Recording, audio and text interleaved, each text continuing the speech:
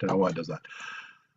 Hello and welcome to another Zoom meeting and podcast of Here's Tom with the Weather, where we investigate the plethora of higher powers that populate the vast universe of 12-step recovery, where alcoholics riff out on step 3 and step 11 as prescribed by the founders of Alcoholics Anonymous, who encourage us to find some kind of higher power as long as it's not us.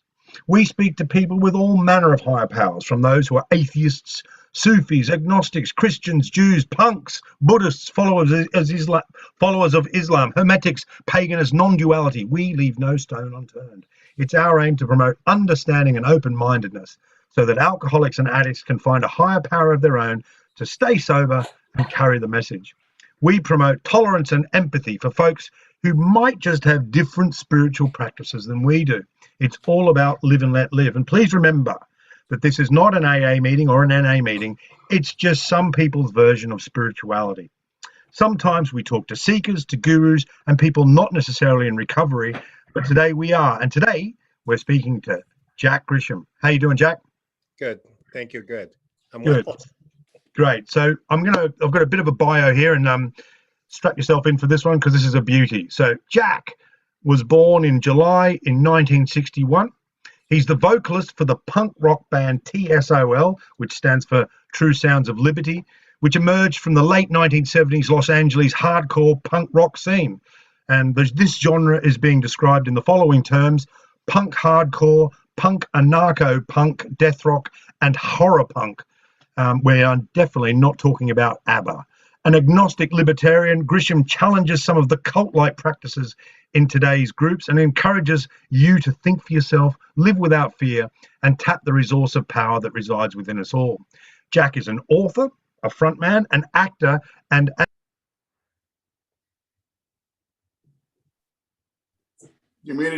somebody muted me. Who was that? That was the Jack. You.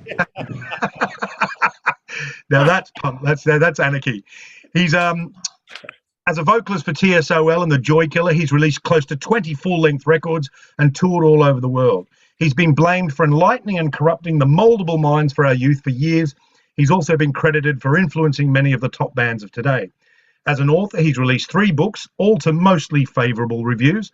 And no one says Jack is a horrible writer. It's just that he brings the horrible to life with such skill that at times you practically need to be sedated to read his prose. The books include, the names of the books are An American Demon, Untamed, and Code Blue, A Love Story. And these have all burned their ways into the scary netherworld of the human psyche. As an actor, Jack plays himself, a lovable con man that you can't help to root for. Films such as Suburbia, Let It Rock, Punk's Not Dead, American Hardcore and Rage, Urban Struggle, and The Other F Word have all been graced with his almost larger-than-life screen presence.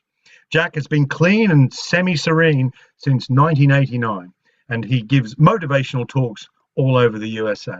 And that's a hell of a bio, Jack, and thanks very much. So that's probably the best intro that we've had to do on this particular on this podcast. So you can imagine that I'm tired of being all that. It must be very draining. Me, yes. It must be draining. Tired of it. So can you just give us a bit of a brief synopsis in the last sort of weeks of you getting sober, and what was your spiritual outlook on life, or if you had one, in the weeks leading up to you getting clean and semi-serene, as you call it? Well, for me, it'd been a year of in and out. I just didn't think I had a problem. I just didn't see the issue with it. You know, people were trying to get me to go to meetings and whatever, and they're taking me. I remember they tried to get me to be the newest newcomer at a convention, the NA World Convention one time. It just, I'm not buying any of it. I don't have an issue as far as I lived with my mother. I didn't have a problem with that.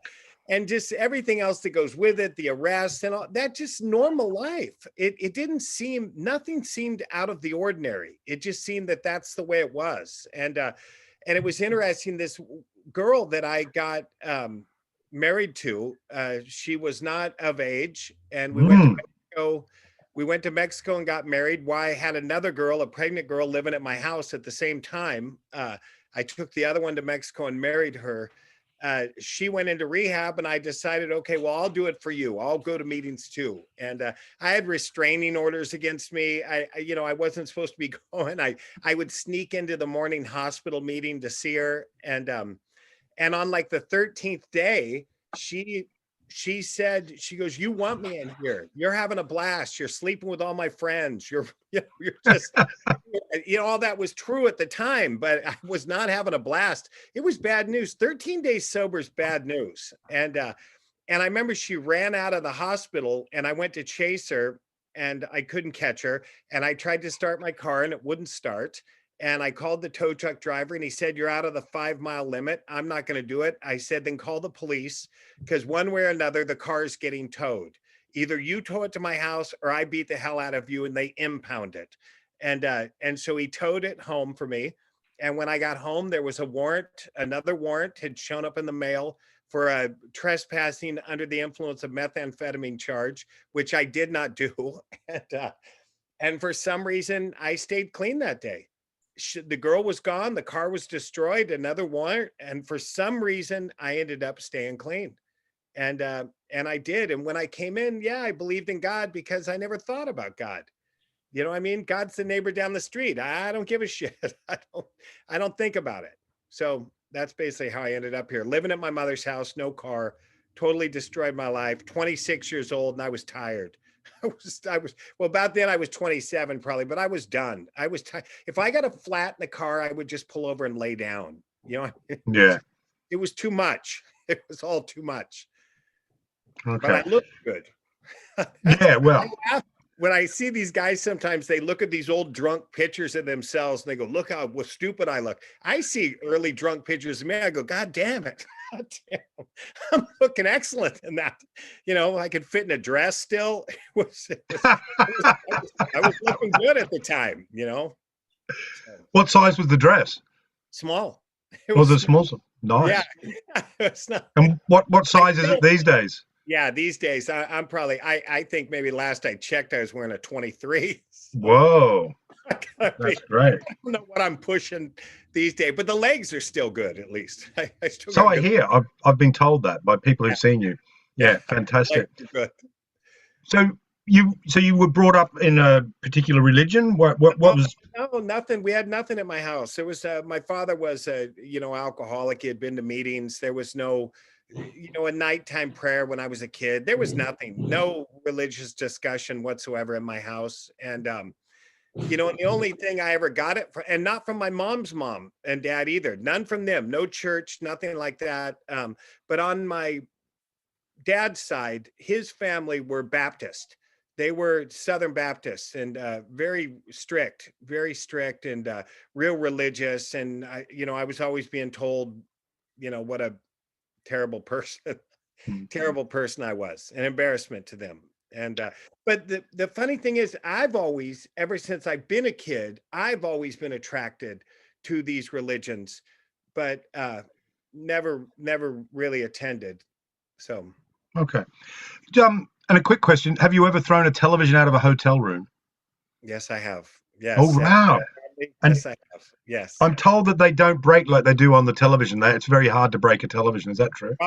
I'll tell you what doesn't break is when someone hits you in the head with a bottle. The bottle does not break. That's what. Wow. That's another misnomer. Where you get whacked in the head with a bottle, it just ding. Like it doesn't. It's not like the movies, man. It's not like. That's all. Yeah, they're all sugar glass or whatever, aren't they? So yeah. Okay. Yes, yes, a lot of childish. I mean, that's the trouble with, I grew up in the punk rock world, and anything I did was okayed. Like they loved it. Like the more I was out of control, the more juice I got. The crazier I was, the more they backed it. And I was surrounded by those guys. Like sometimes, I used to make this joke that, I think it's such a shock sometimes that an alcoholic even wakes up. It's like, because I know for me, it was like a bunch of pigs in a sty. I'm not hanging out with great guys. I mean, it's not like I'm sitting in church and I look to the guy next to me and say, "Hey, you want to rob a liquor store?" I mean, that wasn't going on. So I'm hanging out with criminals and scumbags. All these guys that I'm hanging out with, they're mirroring me, And so sometimes I think for one of us to even wake up, it's like a bunch of pigs in a sty. And all of a sudden one of the pigs sticks his head up and goes, do you smell that shit? Do you smell that? It's like, no, I can't smell it because I'm looking at myself, and these guys were all like me. Mm, mm. So just about, because I'm a bit of a punk rock fan, mostly from the UK, but in later years I've sort of got into the US part of punk. Who were your influence? Because I always saw punk as a kind of a revival of rock and roll. It was a true revival of rock and roll from the 60s. And this is not a rock and roll podcast, by the way, but what was it about punk that got you? What was it that you didn't go into glam rock, or you didn't go into kind of Led Zeppelin kind of heavy metal? What was it about punk that grabbed Jack? Well, I can't sing. I'm not a singer, and I don't necessarily like punk rock. I just Okay. The trouble is what got me. Like, I love trouble. That's how I got into it.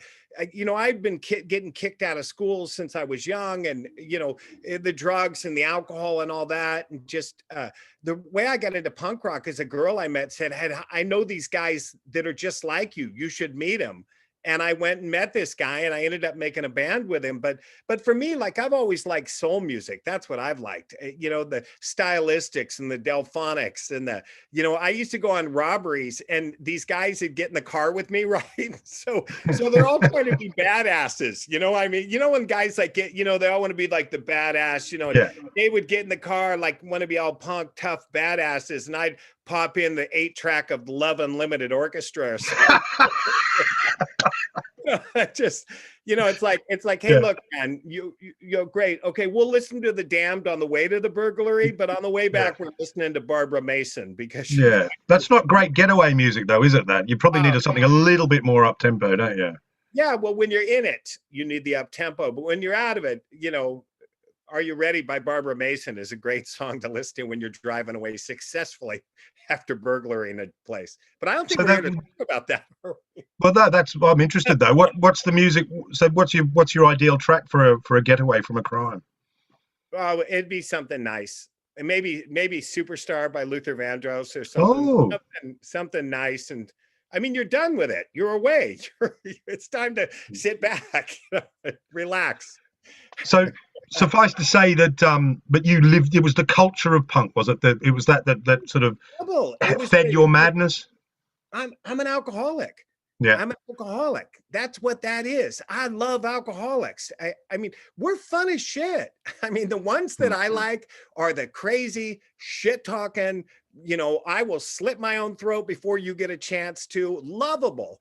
Lovable, but they're gonna just go again.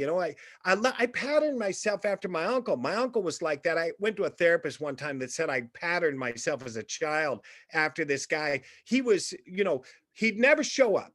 He'd be causing trouble. He'd show up around the house every 6 months or so, or maybe a year. And everybody was stoked to see him because he was only there quick, and then he'd be back out again. And, and he was, just wild and reckless. My uncle ended up dying. He was dead for 2 weeks before they found him in front of the TV with a bottle of booze, rotting. But and punk rock attracted a lot of those guys. Like, I like the insanity. Like, give me one more and one more and one more. Let's push this. And, I used to have this thing, and it goes right along with alcoholism. It was, I used to say that you weren't really having fun until someone got hurt, because you knew that you pushed fun as far as fun could possibly go. There was you had reached the level of the end of fun, and you had stepped into injury.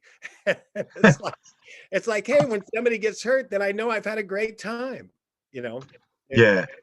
Anyway. Yeah. That's, so in the days leading up, you've sort of found yourself. And so, but do you remember your first 12-step meeting? Do you remember where it was and what happened? Yeah. The place that I ended up getting sober at was called the Rap Center in downtown Long Beach. And Long Beach at the time, this is in the late 80s. And it was, there used to be a mall down there that they called the Murder Mall. It's just, at Long Beach, this was the kind of meeting that if people, like, most people don't have their teeth, there's a couple of old rummies shooting pool on an old pool table out there that's all ripped up. You got old Bernie and Mick, you got all these old guys, and they're not there for the meeting. They're there to shoot some pool, and you don't want to sit in any of the chairs for fear of crabs. You know, it's just it's just bad news. I mean, literally a guy ran through a meeting with a gun. He ran into the meeting and said, "Hey, you see that motherfucker?" And everyone's like looking around, and he ran out the back of the meeting, and then you hear shots in the alley. So it's like they was push your shopping cart up outside and go in. And Right. and that's where I got sober. And it's not low bottom. I don't know where these guys get this low bottom bullshit. It just, you know, it was economically disadvantaged, but it wasn't a low bottom meeting. You know, I don't even know what that means, but I used to go back there. I'll skipping ahead a little bit. After I'd been sober for a while, I would go back there every once in a while. Like when things were really, you know, when everything was falling apart, I'd say, okay, I'm just going to go down the rap center. And I'd walk in and I'd sit down on one of those moldy old couches. And there'd be guys with, you know, practically with leprosy sitting next to you, just like really gnarly. And I would just sit there and go, okay, things aren't so bad. Things aren't so bad. And I'll tell you, the last time I went down there before they tore the place down, or they didn't tear it down, they just closed it. The building's still there. But I was sitting there and this old rummy gets his coffee. I got my back turned and I was beaten, man. I was so broken down. There was nothing left.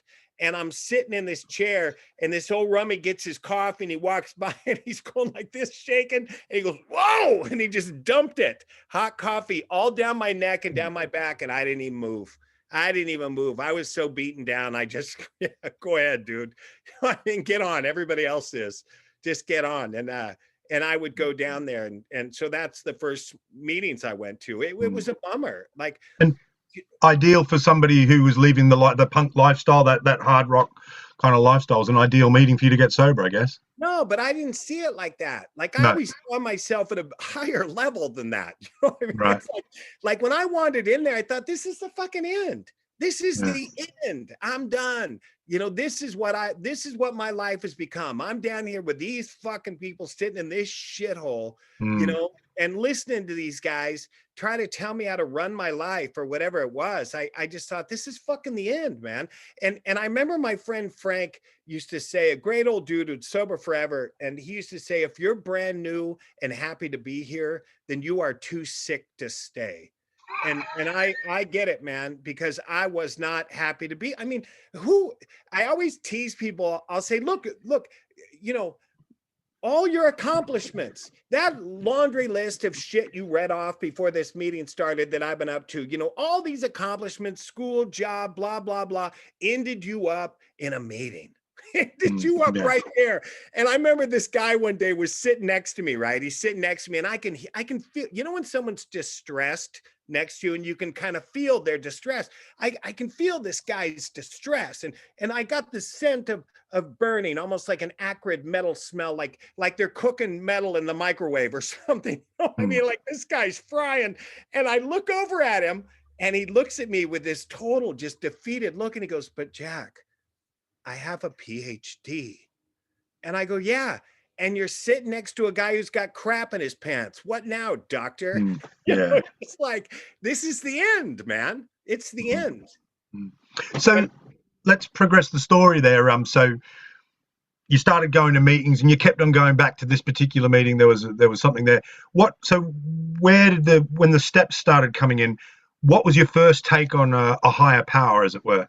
Well, it was early, but here's the problem with these steps, you know, and I'll argue this with whoever. Okay. How long does it take before you really understand what alcoholism is? How long does that take? You know, to really everything, not to just say I'm an alcoholic. Do I really understand what it is to be an alcoholic? Like how long? I used to do this Saturday night meeting where I interviewed long timers, you know, guys, it was minimum 20 years plus. And I would ask these people and it was always the same. We talked about the steps and some guys would say, I didn't wake up for 8 years. I didn't wake up for 4 years. I didn't wake up, you know, when they really woke up and realized what they were dealing with. So I come in and I'm sober and I'm hanging out and I'm not drinking and I'm not using and I'm hanging out here and I got a little sponsor and I did all that stuff, but I didn't really realize what was going on. Like I didn't get it. Luckily I stayed sober for whatever reason, man. For whatever reason. I do remember when I got a 30-day chip, I cried. I remember having tears in my eyes when I went to get my chip, because it was the first time I'd ever I'd done something successfully, for 30 days. I thought, man, this is, but I still didn't understand this illness. And, it took me a few years of being here before I even really worked a first step. It was years, man. Even though I'm saying I'm an alcoholic, I'm saying I'm an addict, but it wasn't in the innermost. It wasn't the self below the conscious self.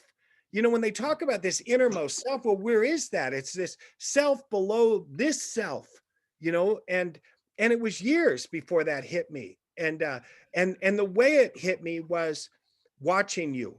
I would watch you guys and I would listen to this shit. I would watch these people come in, and I'd see them take commitments and see them get good sponsors and see them study the big book, and I'd watch them get drunk, and I'd listen to their words, and I'm watching these guys, and I'm realizing that all this shit that I was being told here wasn't going to help me, that it wasn't enough. And I remember I was about 2 years sober when I realized I was going to drink again, and there wasn't a fucking thing I could do about it. There was nothing I could do about it. I just knew it, and, and as for this God thing, I like I said, I never thought about God, I just thought, oh yeah, God's Jesus. And that's the way that is. Yeah. I just want to go back to, you said that the self beneath the self is, I think those were your words. You sort of described that, and you described that the awakening, and realize what this is. Well, then just tell us what it is. What's your take on it? What it is? Well, I didn't. Okay, if we're looking at, all right, I hope I'm being clear. No, this is wonderful, mate. Keep going. Okay, so that second step for me. So setting aside the first step, just setting that first step aside for a second, because I believe in some way they all kind of come together and they morph. And people go, the steps are written in order to be worked in order. Well, fucking, what are you supposed to do? Write them all on top of each other on one line? Damn it. They got to be in some sort of fucking order. Although Bill Wilson on page 191 of As Bill Sees It says the new person can jump in anywhere they want and work as many steps as they want, and it's all great, no problem. Of course, you'll never hear that in a meeting, but one of our founders of that program said that. But so that second step worked on two lines for me. Coming to believe that a power greater than myself could restore me to sanity. Okay, so I got to believe that I can get better here, but I also got to believe I'm insane. And I did not believe I was insane. I didn't believe it. Or even the definition. I like the Big Book's definition of insanity. The Big Book's definition of insanity is a lack of proportion to see the truth. I just couldn't see the truth. I couldn't see what was really going on. It's like, hey, I'm not fat. These pants are tight. It's like, hey, that's a stretch waistband, bitch. You're fucking gonna wake up, man. I couldn't see the truth. And it's so interesting how many people can't see the truth. They can't wake up. You'll get guys that are constantly getting arrested, and they'll go to jail one more time and they'll go, those cops are pricks. And it's got nothing to do with their behavior. And then you have the other guy that maybe gets arrested one time and he goes, oh my God, look at my life. Look what I'm doing. So this wake up. Okay. Is that psychic change they say? Is that what you're talking about? The psychic change. And this is another thing that I got issues with. Whoever these people are, act as if you do 1 through 12, that you're going to have this miracle psychic change. Bullshit. I have been here now for 32 years watching people do every single one of those goddamn steps, watched them do a 4th, a 5th, a 6th, getting involved. And I have still seen those that do not change. They do not change and they do not awake. They are just going through the motions. They're going through the motions.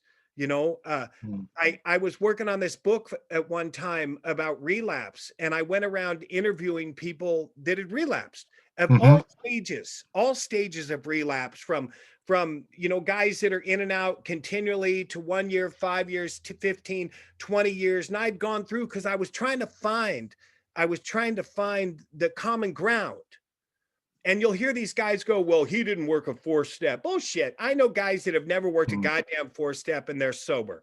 They'll go, well, his conscious contact with God wasn't so. Well, I know bullshit. There's atheists that are staying sober. You know, it's like, don't give me that shit. And they'll go, oh, well, he wasn't giving of himself and giving commitments. Hey, my buddy just died a year ago, and he took more commitments and was more of service than anyone I have ever seen in my life. And he died with a bottle in his mouth. So stop pulling that bullshit, you know?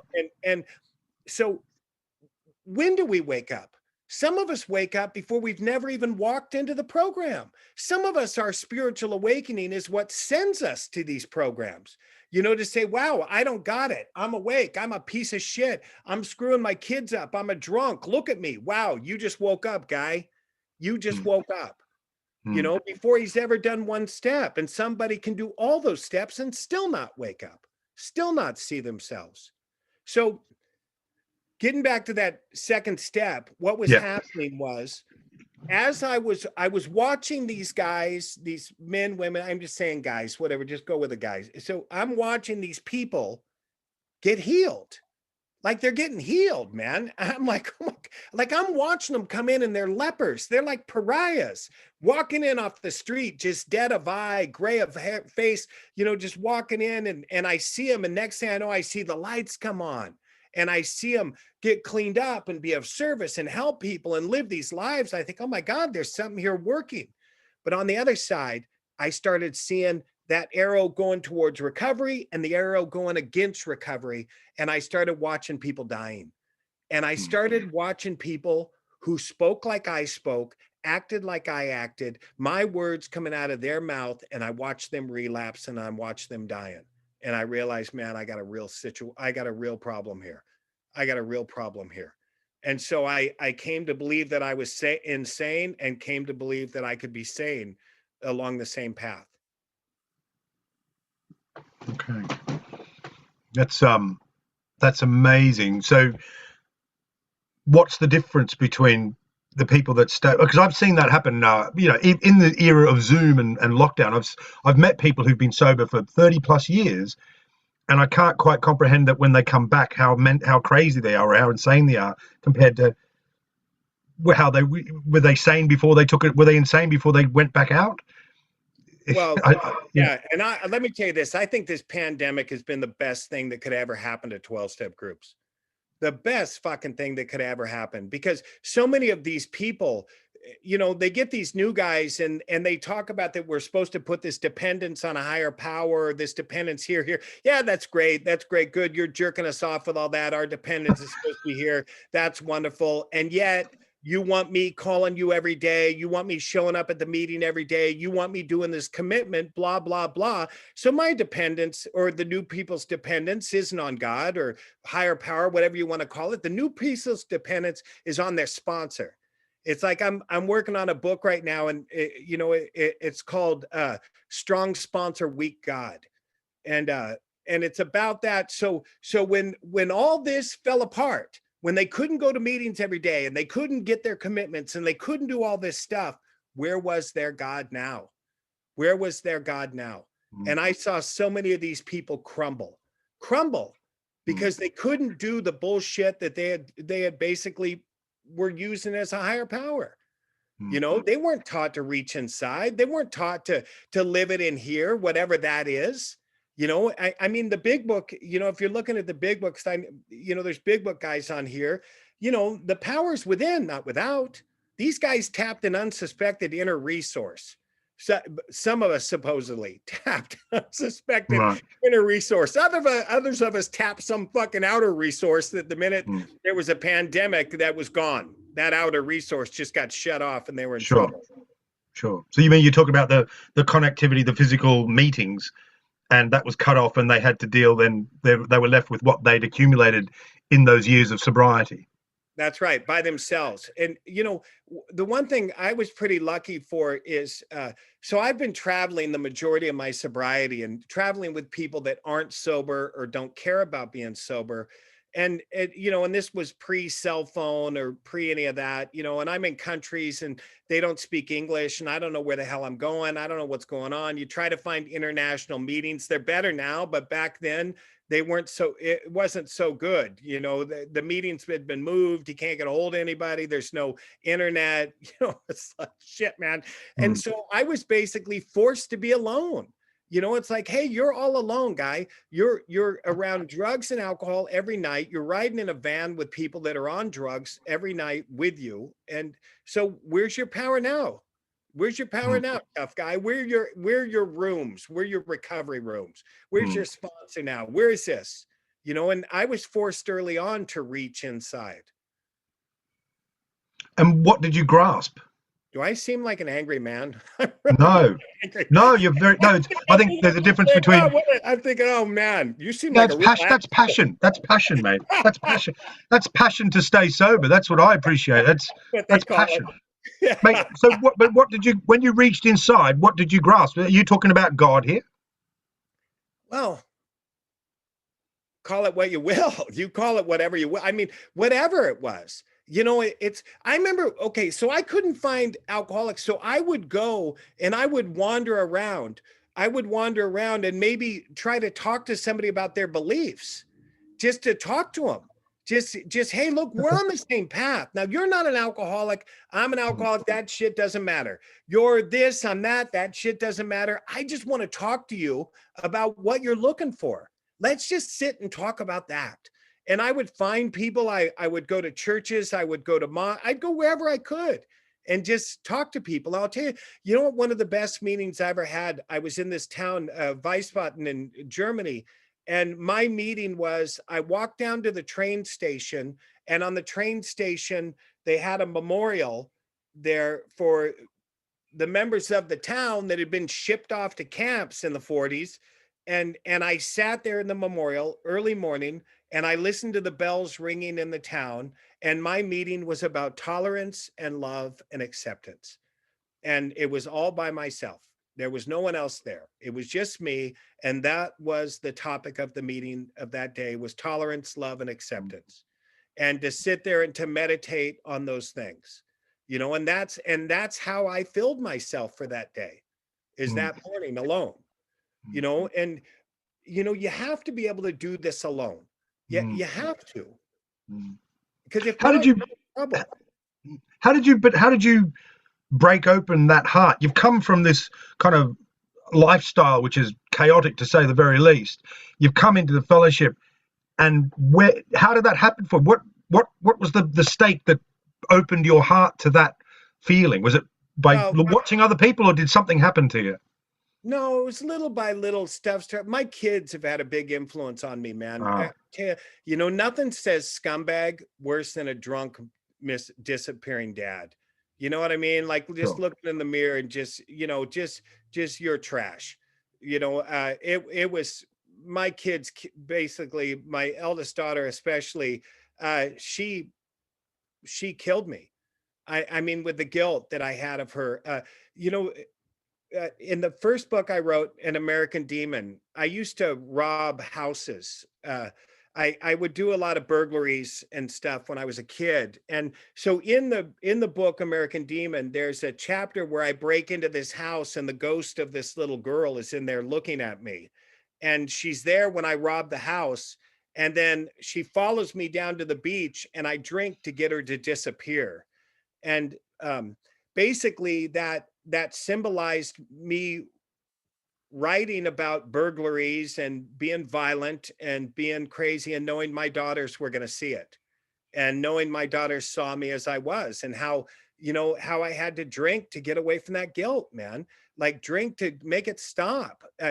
You know, one of the nights, see, after I start drinking, you know, I'd start drinking and then I get a little cocaine in me. And then 2 or 3 o'clock in the morning, I want to see the baby.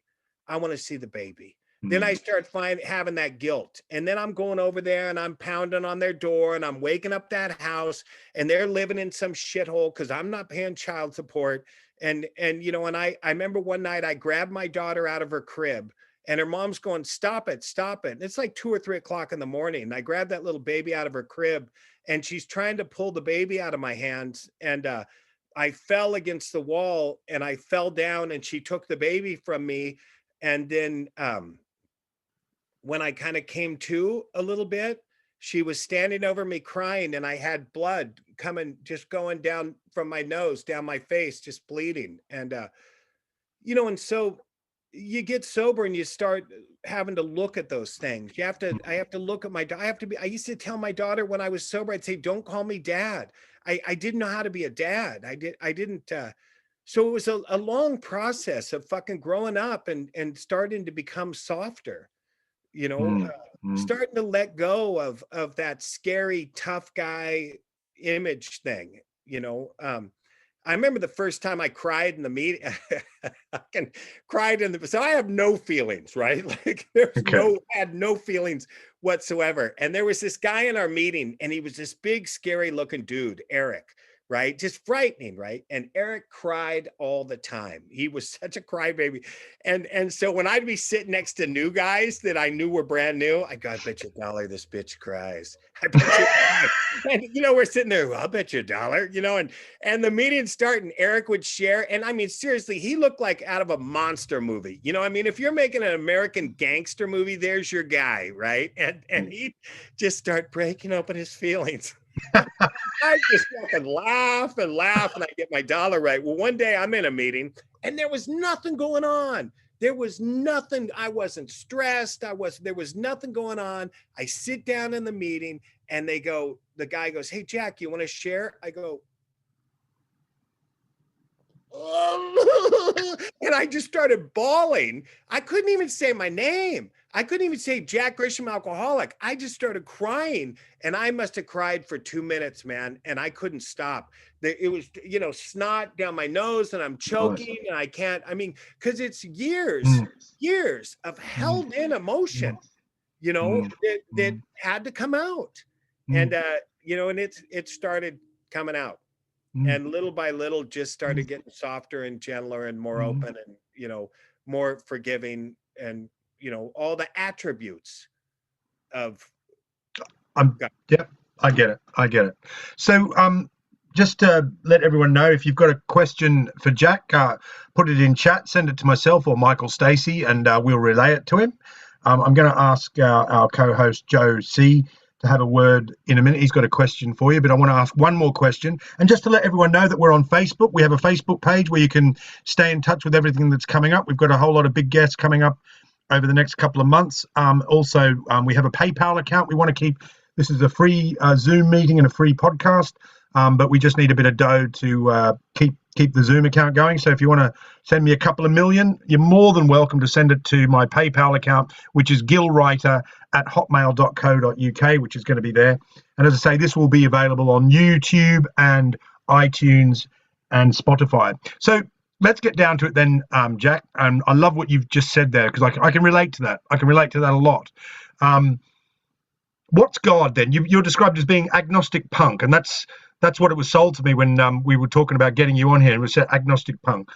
What is God? What's your understanding of God? How important it is to you where you're at with that?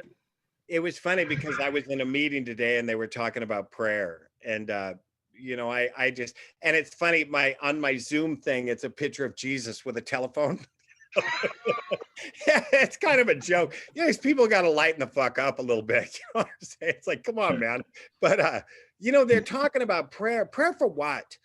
You know what? Sometimes it's funny, as a non-believer in God, I act more like a believer than the believers act like believers. You know, I believe enough. I'm a big fan of chaos. I love chaos. I love surprises. My friends used to call it going on a thriller. Going on a thriller. It's like when you've got a plan going and all of a sudden the whole plan just goes to shit and something else pops up, then you just divert and you just go along with the new plan. You know, you just swing on it and go. And, you know, and these guys are, what do you pray for? What do you pray for? I don't pray for anything. It's like, I don't pray for anything. You know, I act as if this is going to happen as it's going to happen. And there ain't a goddamn thing I can do about it. And, you know, and just go with that. I see these guys say, trust God, trust God, trust God, but they don't trust God enough to get the hell out of the way and let a new person have their own experience. It's so. Are you an atheist that's sure there's no God? Are you an atheist that's not sure there's a God? What time is it? Like, hey. You damned anarchists. Bloody hell, come on. Yeah, I mean, well, I will say what was interesting, because for a little while I was involved in a church, and we used to speak in tongues and do all that, and I've hunted and I've searched and I've sat with people, and I've been told all right, I'm not going to say that. That sounds very egotistical, and I'm not. Go on, say it. I had a Jesuit brother, a spiritual advisor for a while. So let me run down the Jesuit story with you. So I'm tearing the big book apart. I'm fucking tearing the big book, AA's big book. I'm tearing it apart, line by line, word by word, phrase by phrase. I got a Monday night big book study meeting at my house, and I am shoving that big book up people's asses one line at a time. I mean, and if you walked in that room, it was loaded with people with, like, there'd be a whole couch of people with 40 plus years of sobriety sitting on that couch. And I would just talk about the big book, 45 minutes straight. People would come to the meeting and we would be on one sentence for 45 minutes. And they would come back a month later and we'd only drop down a paragraph, so it was long. I remember a guy asked me, he was brand new. He goes, how long does this meeting last? I said, you're going to have about 5 years when we get finished in this section. So just hang out. But okay. So I'm into the book. I'm hustling people. I'm doing whatever. So at the time, I also started tearing apart the New Testament. At the time, I'm tearing that apart, line by line, word by word, phrase by phrase, same way I'm doing the big book. So then I don't know if any of you know Anthony DeMello, Father DeMello, if you know of his works. Great. Scott Redmond turned me on to Anthony DeMello. And so I wanted to hunt down DeMello and talk to him. Like, because the cool thing about 12-step is, if we hear somebody say something cool, we can just walk up and talk to them. Like, it's real free exchange of information. It's open platform here, not so in the real world, but I want to go and just, call up Anthony DeMello and say, hey, dude, I got some questions about some of this. I want to talk to you. And he was dead. So I actually called New York. I found out I called New York and said, hey, look, and I know DeMello's dead, but you got anyone else like him? Because I'd like to talk to them. And they're like, what's this fucking call? What is this call about? And I said, well, this. And so these guys, the Jesuits, I can't even remember who the hell I called out there. They sent me to a Jesuit that lived by me. And so I went to this guy, and he was a spiritual advisor. It said it on his door, spiritual advisor. Now I told him going in, I said, look, I'm no religion. I'm nothing. I just want to talk to you. And so I would go and speak with Brother Charlie every week. All right. I'm tearing apart the big book. I'm tearing apart the New Testament. I'm going crazy. I would rip people apart in meetings because they're not doing it right. They're not sharing it right. I'm confrontational. I'm completely out of control. So I go to Brother Charlie one day and I say, Charlie, what's that best translation of that New Testament? What's the best translation? Because I'm going to learn Aramaic if I have to. I'm in, right? And Charlie looked at me and he said, wow. He goes, you know what, Jack? He goes, it's such a shame that you're that hung up on the words. I go, what? And he goes, it's such a shame that you're that hung up on the words. He goes, you know what? I don't want to hear another word of scripture coming out of your mouth. He goes, as a matter of fact, I want you to shut that book and I want you to stop it. And I want you to go down, and when you take your walk in the morning, I want you to ask God to walk with you. And I want you to just think about, invite him in and think about what's going on.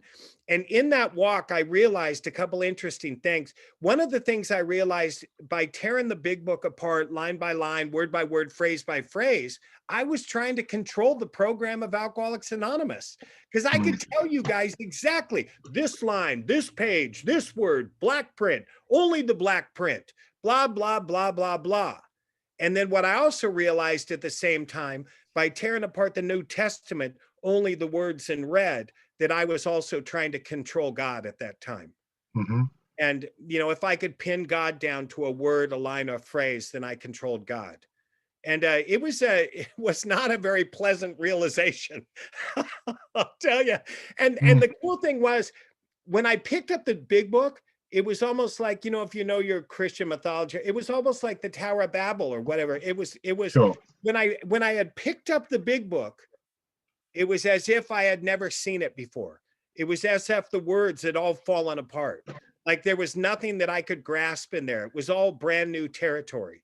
So it really woke me up to this. And I do see so many people that they hinge their whole sobriety on one line out of a book, you know, that may not be true. So. Okay. Well, you didn't answer me, but I'll come back to that. Well, I'll just keep going then. No, it's fine. Well, I'll come back to it because I've got to let Joe's got a question. I'm going to put you over to Joe C, your friend Joe C. I'm going to come back to you. Watch out. Okay, Joe, over to you, mate. Waiting for an answer? Come on. I'm very excited about your new book. Of course, this one hasn't got old, The Principle of Recovery, an Unconventional Journey Through the 12 Steps. And you talk about in here something that I guess your new book is going to really go into, but you say about sponsors. Now, I'm not going to swing into a tirade against robot creating sponsorship here, but I will say this. If you blindly follow the orders of a sponsor, you're a stooge. However, in times of trouble, if you don't seek counsel, you're your words, fucking idiot. I've learned the importance of a slight pause before action. And can you speak a little bit about just sort of the balancing act about needing some structure in our recovery and needing to be spontaneous, to do it our own way, and not falling off the boat because we're too rigid, not falling off the boat because of too much chaos coming back into our life? Right. And thanks, Joe, for reminding me of that. And there's one word that we ask for. Well, I don't know. I'm saying we as in so many meetings around the world. There's one word that we ask for every day, and it seems to be completely ignored other than that prayer, and it's wisdom. You know, that we ask for wisdom, you know, that there's a balancing point between sometimes you got to be serious. Sometimes you got to just let it go. Sometimes, you know, you reach out for help. Sometimes you take a stand on your own. You know, this wisdom, you know, I mean, I don't know what else more to say about that. And how do we get that? I don't think we get that by blindly following orders. I don't think that's how we learn to touch that heart inside. You know, I mean, we're filling ourselves up with all these daily readings, these daily meditations, blah, blah, blah. We're throwing the ingredients in, you know, and we're making a stew up in here. Well, let's reach in and see what we pull out. You know, let's start learning to trust the voice inside, you know, and like that says, you know, if you're just blindly following, that's what stooges do. They just blindly follow orders. They run around, my sponsor this, my sponsor that, my sponsor that. But, you know, and like that little passage said, but in times of trouble, if I don't reach out and seek counsel, I'm a fool, you know? So, but I think it just comes down to wisdom. How are we teaching that? This is something else. You know, what do we teach around here? Do we teach fear-based sobriety? We teach wisdom. We teach freedom. What is it?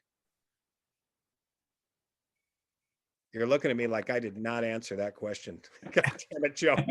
Well, you also said you thought Zoom was the best thing that happened. Yes. Like have we passed maybe that sort of the peak of fundamentalism in AA, and Zoom gives us, you know, the ability to go to meetings anywhere, anytime, as conservative or as liberal as we want. Leaving a meeting has never been easier. Do you think Zoom has created a more democratic recovery process? Well, maybe a little, as long as our dependence isn't going on Zoom either.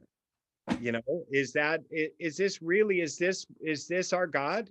You know, is this what we're doing? Is this where our dependence lies? I don't know. I'm not an intelligent man, Joe. I'm just running loose. I'm just running wild. Yeah. But, well, it certainly kept a lot of people sober, but like you say, that can't become the drug of choice, I guess, is that they become the one focus. So, well, and that's what's scary is when you say that this has certainly kept a lot of people sober. So this is what kept them sober. This, do you see what I'm saying? So this was the power that kept them sober. When well, what was keeping people sober in the 40s? They didn't have computers. They didn't have Zoom. They didn't have meetings. They had one guy at some one place. There's got to be, if we're looking at a formula that's outlined in a 12-step program, that formula's got to go anywhere. It's got to go without sponsors, without whatever. There's got to be a formula it's like a mathematical equation, and that's got to hold true, so I don't know. That's an interesting question. I mean, in my experience, there's been a lot of people during the lockdown who are very grateful for Zoom, that it's enabled, that they've based their sobriety on these online meetings, whether it's Zoom or whatever online format it is. It seems that there has been something, but I get your point, is that in the good old days, it was just the fellowship between the meetings, that they would go face-to-face meetings, and there would be a lot of work between each alcoholic. And you're saying that there's not much difference between then and now. Right. But also like, so 32 years is not a long time to be sober. If we're talking about the infinite, that's not a long time. But even in that 32 years, things have changed. There were no cell phones when I got sober. There were no computers. There wasn't all this thing, it's like all this stuff that we go to now. I would go out on the road and there would be no meetings. I pulled into a town one time, Hayes, Kansas, and in the middle of we stopped at this place, and there was one guy who sat in that meeting every day hoping someone would show up. Every day, all by himself. So the program has to work just as well for him as it does for anyone else. I was just in a meeting in Cuba, Havana, the English meeting. One guy sat there every week waiting for someone to show up. I've done that before. I remember going to a place in Australia called Stradbroke Island, and there was a guy who sat in his caravan and waited for people to show. Nobody ever showed up till I showed up, and I know what you mean. Right. But I mean, but don't you think it's interesting that Zoom and the digital format came along now? If we'd have had the pandemic 20 years ago or 30 years ago, would we all be sober? Well, that's my point. I don't know. Point, and that's it, and it's just something to think about and look at. Hey, look, am I grateful for Zoom? Yeah, I'm grateful for Zoom. Sure. I've been going to some great meetings. I've had a blast, but my sobriety cannot hinge on whether or not I got a computer, whether or not I got a telephone, whether or not I got this stuff. There's got to be something below that, and I can't just say, oh well, I got Zoom, so I'm good to go. Anyway. Okay, so just a quick minor question from me. What's God? Well, I use the attributes. If I'm making it, but then again, look at the negative too. This, more and more I'm falling into the God is either everything or God is nothing. It's like I'm really falling into this all is God. All of this. This is, these people that have an ocean as a higher power. Where are you just as stoked on your higher power when it wipes out a village?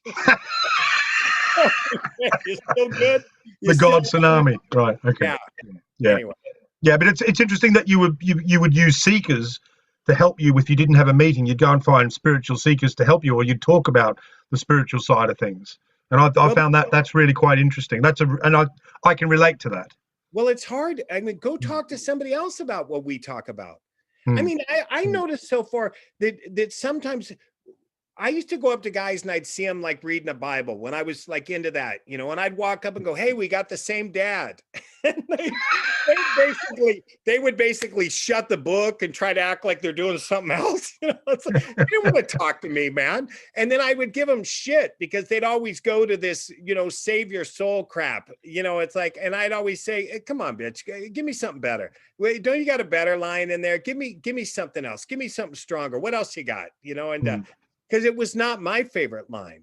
I mean, if we're going to talk about biblical references real quick, my favorite line that's used in the big book, it's faith without works is dead. And it comes from the book of James. And all guys are running around saying they believe in God. And it's my favorite line because James says, so what? You tell me you believe in God, so what? Even demons believe in God and they shudder. He said, show me that you believe in God by the way you treat people, by the way you treat others. Show me you believe, and so much. I laugh with that line when I see these guys with this strong sponsorship and I look at the sponsor and I say, you tell me you believe in God. So what? Show me you believe by the way you cease to protect these men. Let them go. If you believe in this all powerful God, then let these people go and let's see what happens. So service is important to you in that sort of sense of taking action, service and helping other humans or helping other people, or just to be nice, just to put a smile on your face, to be nice. Everyone's always looking for this grand service work. You know what I mean? I got to do this. I got to do that. Why can't you just smile at people? Why can't you just be nice? Why can't you grab somebody a cup of coffee? Why can't you walk down the street and be kind? Like I consider myself as honorary mayor for the town I live in. I walk around and I'm out on the pier. And if I see people taking pictures, I'll shoot their picture together. I smile. If I hear them speaking a foreign language, I'll walk up, I'll ask where they're from. I'll try to get involved. It's like just to be welcoming. Okay. Good answer. So got a couple of questions here. One from Michael Stacey, who's a powerhouse behind this podcast and Zoom. Michael asks, did you make amends to all the homes you robbed or all the robberies that you committed? Okay. Yeah, that was a rough one, Michael. There was a lot of amends being made. There was a lot of amends. And, Chuck C said something that was interesting is that I have to be willing to go to any lengths, but Alcoholics Anonymous has not asked that of me. So what I did is I made amends wherever I could, wherever they were still there, wherever I could get a hold of those people. I offered to turn myself in on crimes. There was a major crime that I was involved in that I went to one of the people and basically said, look, if you want me to go to jail, I'll just go to jail and I'll just plead guilty. I will save you as much problem as I can from this. I was completely wrong. And basically the other person involved said, I don't need that from you. I just needed to hear you say that. And then, so what I couldn't do to pay back the people that I could pay back, I basically, and I'm not going to get any reward in heaven. I'll just tell you now, I don't care. I did a lot of donation to the missions and stuff for the homeless. And I would go on tour and I'd wear suits on tour. And then I would auction the suit off and give the money to charities. So basically whatever I couldn't find, the people that I couldn't find, I dumped the money to people that needed it and just took it that way on amends. But yeah, it's rough. And the way I see it, it's still a daily way of living from now on. In everything I do, somebody, the work or whatever, I just operate on a different principle. Okay. That's lovely. So got a question. I don't usually take field questions from the audience. We get them chat, but Tom has been here since early doors. Tom, have you got a quick question you'd like to ask him? Please make it a question, not a statement, if you wouldn't mind. Thanks. Sure. Yeah, I just wondered, thanks for calling. Since you're libertarian, that kind of makes me think of like self-sufficiency and everything, and the idea of self. Do you think that like sobriety is, you can be self-sufficient and be sober? Yeah. And I think I touched on that earlier. I think that we need to be there. There's times that we're going to need to be self-sufficient. We're not going to have somebody with us 24 hours a day. It's just not going to happen. So, self-soothing, that was something that I was completely unaware of, to self-soothe. I noticed it when I was a little boy and I got upset. There were two things I wanted, the bottle or the tit. And when I got to be a grown man, That had not changed. It was the bottle or the tit. I needed something in me somewhere from outside. I had to stick something in me, stick something in me, stick something in me, stick something in me. And, so there had to be a time when I had to be okay without sticking something in me. Now, when I see these people a lot of times, and me included. So when I'm out there and I'm out in the world, when I'm drinking and using, I got to boom, boom, boom, stick something in me, stick something in me. And then I get sober and I'm uncomfortable and it's work a step, call a sponsor, get a new guy, blah, blah, blah. Well, I'm still sticking something in me. I'm still scratching the same itch. Now, before I'm scratching it with drugs and alcohol, now I'm scratching it with service work and this and blah, blah, blah, blah, blah. And sometimes to not scratch that itch is growth. To just sit there and be uncomfortable, to not try to fix it, to not try to work with anybody else, to take another commitment, to go whatever, to just sit and be comfortable and to learn to self-soothe without reaching for outside, and to practice that. And then when I get alone, I'm not uncomfortable. Okay. Thanks very much, Tom. So we've got, I've just got one last question that we always ask to all our guests. But just to say, after we finish recording, if you want to hang around afterwards, Jack, and usually what happens, we have a bit of a free-for-all and people ask you questions or they just say hello. And that'd be great if you could hang around just for 10 or 20 minutes. That'd be awesome. And the final question, though, is this. So, sorry, just before you're making a film at the moment, is that right? Do you want to tell us a little bit about your film? Yeah. No, I don't want to waste time on that. Yeah, I'm making a film. I'm just funding it. It's going good. And I'm just trying to keep walking forward without judging it. Oh my God, sure. That's the hardest thing, to just keep walking forward, because I will, sure. My girlfriend made a joke of me last time. I go, that film sucks. She goes, yeah, right now it does. But in an hour from now, you're going to like it again. So just stop it, But anyway, thank you for bringing that up. Yes, I am working on another film. Yeah, so we'll look out for that and we'll post all details as it happens on the Facebook page and we'll keep everyone informed. So the final question is this. So fast forward a couple of years, the film is actually proves to be extremely good. And in fact, it becomes a box office smash and you make a fair bit of money, so much so that you can afford to buy yourself a big yacht and head off from the coast, get the family, get the girlfriend, get everyone on board, all your favorite possessions on this mega super yacht and head off the coast down through the Pacific. And somewhere off the coast of Fiji, unfortunately, you strike a submerged coral reef and the boat is sinking quickly. So all you've got time is to get your passengers overboard and they swim to a deserted island. You're just rushing around and all you've got time is to get a plastic bag and your favorite book from your bookcase. You chuck it in the plastic bag, dive overboard and swim to the deserted island and read. And that's all you've got to read until you get rescued. What's the book? Who's it by and why? Oh my God. I don't know. I really don't have an answer for that.